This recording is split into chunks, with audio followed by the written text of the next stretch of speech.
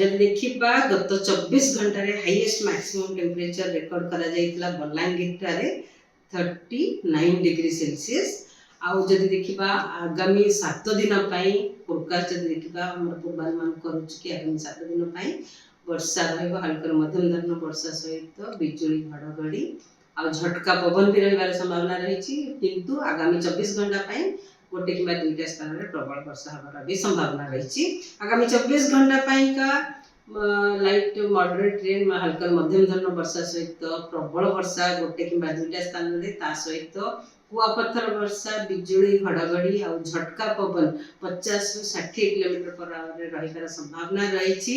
सुंदरगढ़ मयूरभंज केउंझर बालेश्वर मालकानगिरी कोरापुट रायगड़ा आउ गजपति जिले में ता सहित अलग जिला मानकर जमती कि नवरंगपुर कलाहांडी कंधमाल गंजाम नयागढ़ अनुगुल ढेंकानाल जाजपुर भद्रक जिले में वर्षा हल्का मध्यम धरण वर्षा सहित बिजुली घड़घड़ी और झटका पवन 40 ରୁ 50 किलोमीटर पर आवर रहिबार संभावना रही।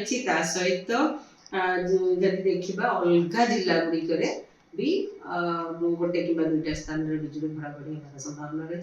सहित झटका पवन 30 ରୁ 40 किलोमीटर बेगरे बहिबार संभावना रही।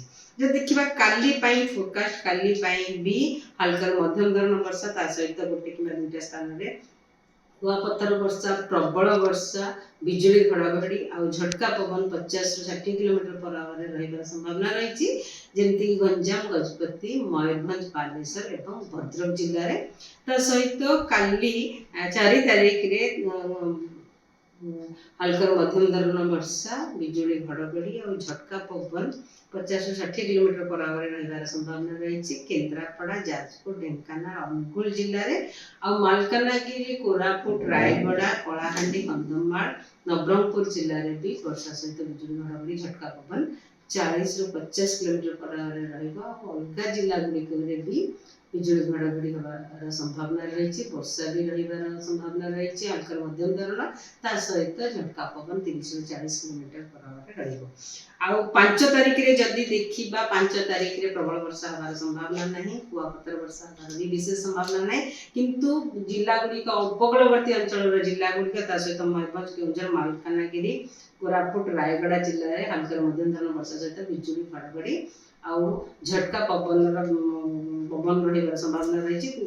पवन गति रही 40 ରୁ 50 किलोमीटर पर आवर। 6 तारीख रे भी वर्षा कंटिन्यू करिवो आमर उपकूलवर्ती अंचल जिला गुड़िक सहित मयूरभंज केउंझर कंधमाल रायगड़ा कोरापुट मालकानगिरी से वर्षा सहित बिजुली घड़घड़ी और 40 ରୁ 50 किलोमीटर झटका पवन रहिबार संभावना रही। आउ अलग जिला गुड़िक जमती नवरंगपुर कलाहांडी झारसुगुड़ा सुंदरगढ़ जिले में 30 ରୁ 40 किलोमीटर पर आवर पवन झटका पवन सहित बिजुली घड़घड़ी रहिबार संभावना रही। 6 तारीख रे किछि वार्निंग नहीं किंतु गोटे कि दुईटा स्थान में हल्का मध्यम धरण वर्षा रही 6 तारीख 7 तारीख 8 तारीख रे भी रही।